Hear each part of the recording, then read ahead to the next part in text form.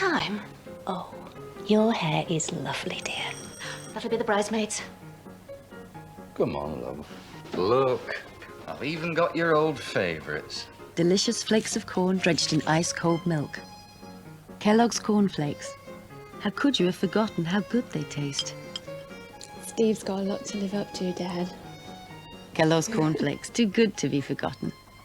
And welcome back to Devlog. In the last part, I really have no idea. And in this part, I'm working on wall sliding, wall detection, and wall jumping, and also running up walls, but I already had that in an earlier part, but there's a unique logic for it in this part now, so it's kind of additions to running up walls.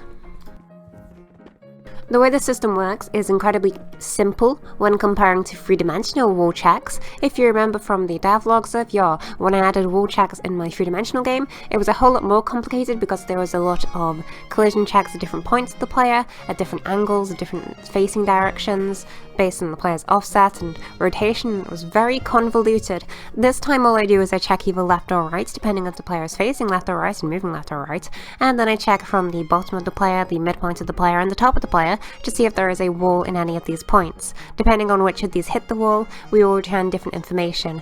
This is all basically the same thing. It doesn't need to be complicated information. The only real intricacy of this is, for example, the player is sliding down a wall and only the wall point at their head is detecting a wall. They will not read that back as an actual wall and will fall off a wall because the player is already mostly off the wall, so we can ignore the one point at their head that is hitting the wall. But the wall detection is very easy. It is just a recast in these directions to check if there is a surface, if the surface is a specific layer, and then if the player can detect the wall and be placed on it. We will then detect if there is enough room on the wall for the player to slide off it. This is very easy and simple. We just have a overlay of a sphere or a capsule depending on what the player's current collision setup is, and we check if the player could be placed there without any overlapping collision. For example, if there was a wall but an object in front of it that was very thin and you detected the wall and ignored the object in front of it, we would then have a false detection feedback because there is an object blocking our surface. However, the player is very small in scenes and there isn't a whole lot of objects that would obscure or block collision in the game design, so this is more of just a just-in-case setup of code. This will never actually occur in-game or ever really be an issue. We will then detect if the player needs to be sliding on a wall, as in the new state system where the player slides down a wall, or if the player should run up this wall automatically. This would mean if the player was running up a wall and they hit another wall, instead of being set on the wall sliding it, they will instead be set moving, and they will actually move on the surface that they have just hit and run up the surface. How do I check such a thing? You may be asking. Very simple. You look at the top left of the screen and you see the air substate system when we're in the middle of the air. If this air substate system is set into wall jump, this means we have just jumped off a wall while running up it. If we hit a wall surface while in this air substate system, we will, instead of being setting on the wall sliding, we will be set on the wall running up the system.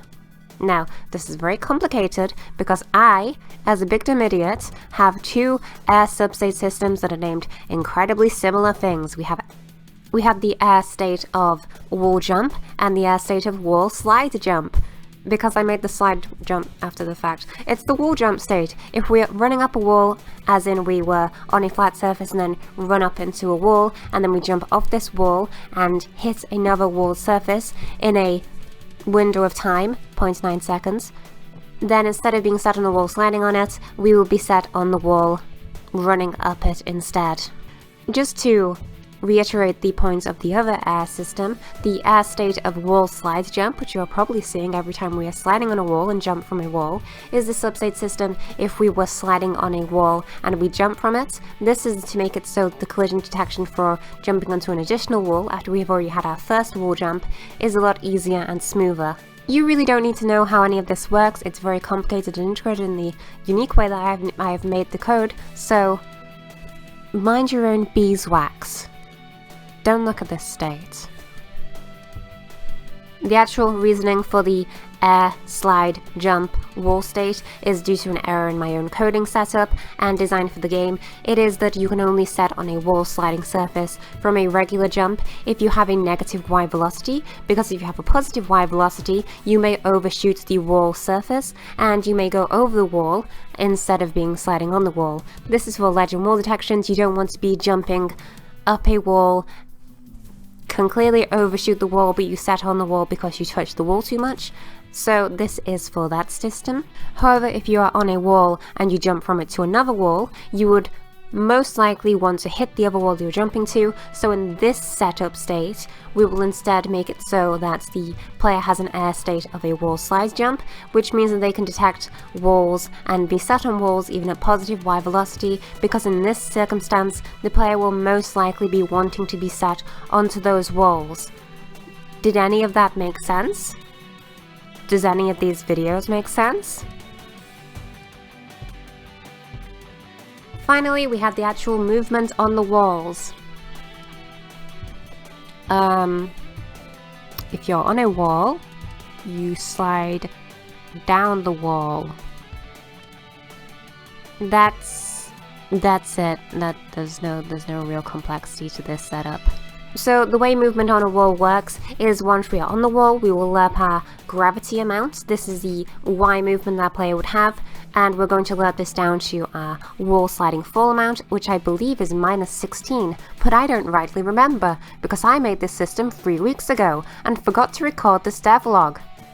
And this will control how fast the player moves down the wall and also the acceleration that they're going to build additional speed. The player will initially not build much speed at all while they are sliding down the wall, as in the closer their gravity is to 0, the less their acceleration is as they slide down the wall, and the faster it is to 16, the more their acceleration is. So we're initially going to be very slow on the wall, we're going to have a lot of easing for the player to jump off the wall or make additional inputs, and then we're going to slide down the wall because the player has broken their window and now they're falling down the wall. We're also going to push the player towards the wall to make sure that they are always contained on the wall.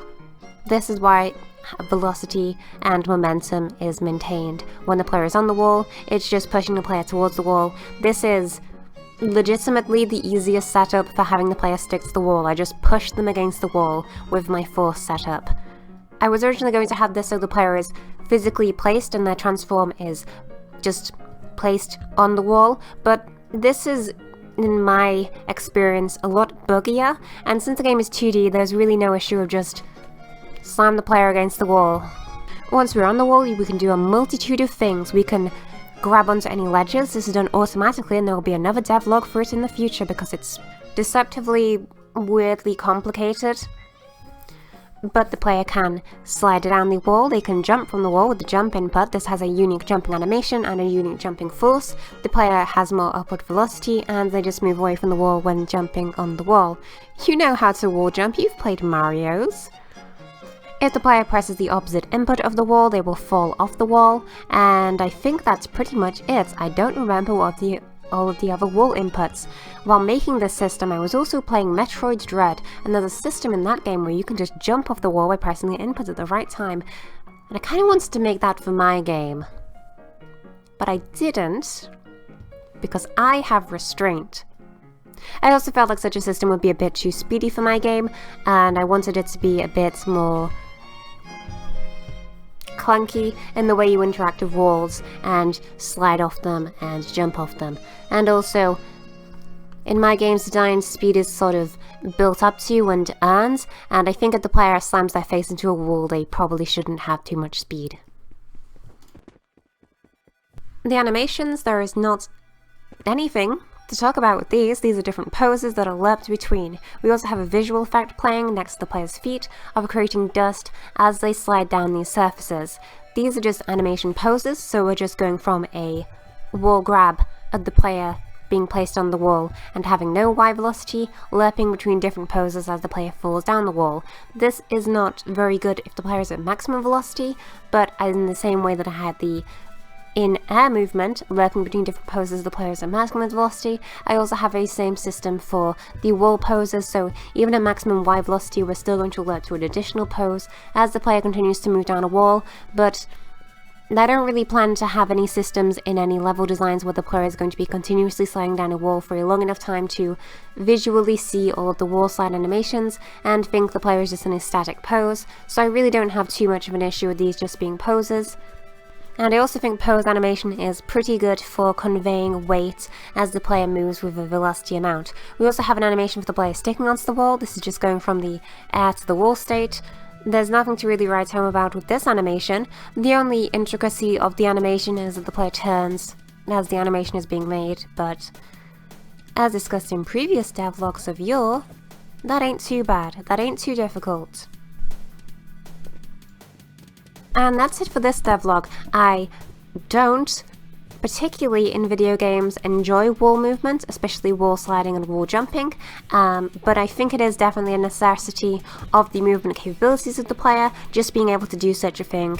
It just makes movement a bit more fluid and gives the player more options in level designs and gives me more options in level designs. But since the game has a implementation for being able to run up walls, I feel like I should also have an implementation for the player being able to slide along walls too.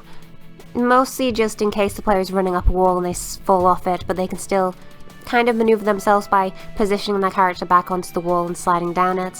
Things of this nature. It's not a design implementation I'm particularly excited to make, or one that I'm going to design a lot of levels around, but it's just a necessity for movement in the game.